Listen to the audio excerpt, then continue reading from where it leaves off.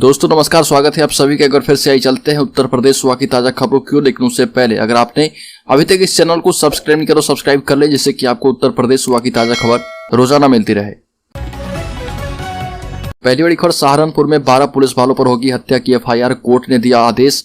गोतस्कर बताकर पुलिस ने पैर में मारी थी गोली। और इस मामले की सुनवाई करते हुए सीजेएम कोर्ट ने दारोगा ओमवीर सिंह, दारोगा यशपाल सिंह, दारोगा Asgar Ali, head constable Sukhpal Singh, head constable Kunwar Bharat, Pramod Kumar Das, Vipin, retired constable Rajveer Singh, retired constable Devendra Yadav, constable Neetu Yadav और रिटायर्ड कांस्टेबल ब्रजेश कुमार के खिलाफ हत्या का मुकदमा दर्ज करने के आदेश दिए गए। अलीगढ़ में 12 दरोगा को मिली नई तैनाती। एसएसपी ने लाइन हाजिर चल रहे 8 एसआई को किया बहाल। अलीगढ़ में एसएसपी कलानिधि नैथानी ने कई थानों में फेरबदल किए और यहाँ पर तैनात सब इंस्पेक्टर को नई तैनाती दी गई। एसएसपी ने थाने में तैनात 4 सब इंस्पेक्टर को नई तैनाती दी है। इसके साथ ही लाइन हाजिर चल रहे 8 सब इंस्पेक्टर को भी पुलिस लाइन से बहाल करते हुए थानों में तैनाती दी गई। एसएसपी ने सभी को निर्देश दिया कि थाने में आमजनों की आने वाली शिकायतों का तत्काल निस्तारण किया जाए। इटावा में भाजपा सांसद रामाशंकर कठेरिया ने अखिलेश यादव एवं शिवपाल सिंह पर कड़ी टिप्पणी की। सांसद रामाशंकर कठेरिया ने कहा कि लोकसभा चुनाव आ रहे, ऐसे में अखिलेश यादव में हिम्मत है तो अपने आप को प्रधानमंत्री पद का उम्मीदवार घोषित करें। तीसरे मोर्चे के लिए अखिलेश जी जो कह रहे, मेहनत कर रहे, इसको विपक्ष के लोग गंभीरता से नहीं लेंगे। जब नेताजी थर्ड फ्रंट बना नहीं पाए तब अखिलेश जी क्या करेंगे, लेकिन मैं जानता हूं कि उनमें हिम्मत नहीं है और अगर वो ऐसा करेंगे तो लोग उन पर हंसेंगे।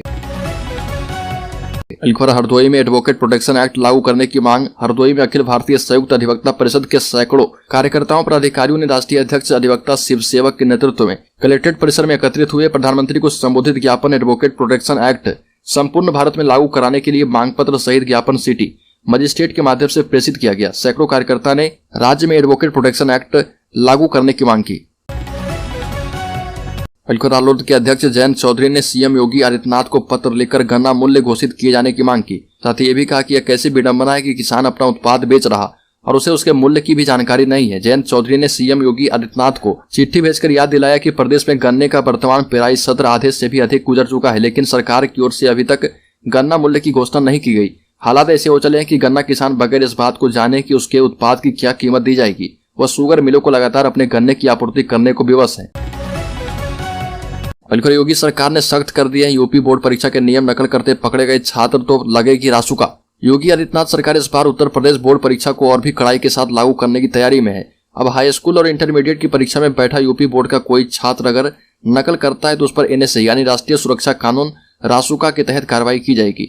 इतना ही नहीं, सामूहिक नकल की जानकारी मिलने पर फौरन परीक्षा को निरस्त करने के साथ ही परीक्षा केंद्र को डीबार कर दिया जाएगा। इस बार की परीक्षा में प्रश्न पत्र को रखने के लिए प्रिंसिपल के रूम से अलग एक कमरा तैयार किया जाएगा। समाजवादी पार्टी के अध्यक्ष अखिलेश यादव ने कहा कि प्रदेश में किसान बदहाली में जीने को मजबूर हैं।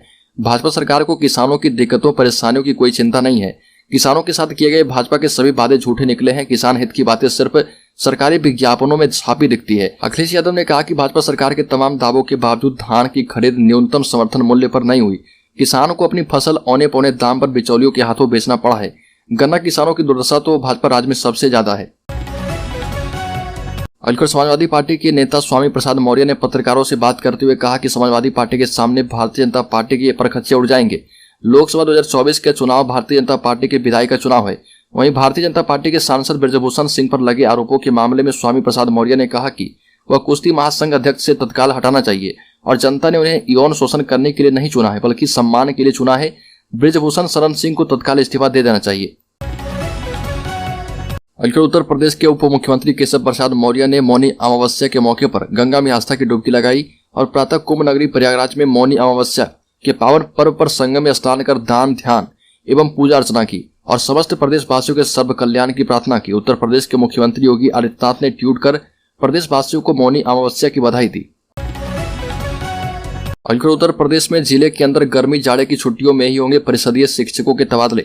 बेसिक शिक्षा परिषद के प्राथमिक और उच्च प्राथमिक विद्यालय के शिक्षकों का जिले के अंदर पारस्परिक स्थानांतरण शैक्षिक सत्र में 2 बार गर्मी और जाड़े की छुट्टियों में ही हो पाएंगे। शिक्षक पारस्परिक स्थानांतरण के लिए सत्र के दौरान कभी भी ऑनलाइन आवेदन कर पाएंगे। पारस्परिक स्थानांतरण के लिए प्राथमिक विद्यालय के शिक्षकों के बीच विषय की बाध्यता नहीं होगी। उत्तर प्रदेश के गाजीपुर में शुक्रवार को बीजेपी के राष्ट्रीय अध्यक्ष जेपी नड्डा ने एक जनसभा को संबोधित किया, जिसके बाद राज्य में बीजेपी ने लोकसभा चुनाव की औपचारिक तैयारी शुरू कर दी है। इस दौरान सुभाषपा प्रमुख ओम प्रकाश राजभर के बेटे अरविंद राजभर ने एक बड़ा दावा किया। सुभाषपा के नेता ने जेपी नड्डा के संबोधन की एक तस्वीर साझा की। इस दौरान उन्होंने लिखा कि बिना सुभाषपा के किसी की नैया पार नहीं होने वाली है। पूर्वांचल में बिना ओम प्रकाश राजभर के कोई भी पार्टी सर्वाधिक सीट जीत नहीं सकती। और सुभाषपा नेता ने यह दावा ऐसे वक्त में किया है जब ओम प्रकाश राजभर पर बीजेपी के साथ मिले होने का आरोप लग रहा। दूसरी ओर संभावना जताई जा रही कि बीजेपी और सुभाषपा का लोकसभा चुनाव में गठबंधन होगा। ग्रेटर नोएडा में बन रहे पहले सिग्नेचर ब्रिज के लिए केबल लगाने का काम शुरू कर दिया गया है। अभी 5 केबल लगा दिए गए हैं, बचे 22 केबल इसी महीने के अंत तक लगा दिए जाएंगे। प्राधिकरण अधिकारियों का कहना है कि मार्च के अंत तक सिग्नेचर ब्रिज बनकर तैयार हो जाएगा। अप्रैल की शुरुआत से इस ब्रिज से लोगों का सफर आसान हो जाएगा। परथला गोल चक्कर पर फ्लाईओवर के रूप में सिग्नेचर ब्रिज बनाने का काम चल रहा। मास्टर प्लान रोड नंबर 3 पर यह फ्लाईओवर बनाया जा रहा।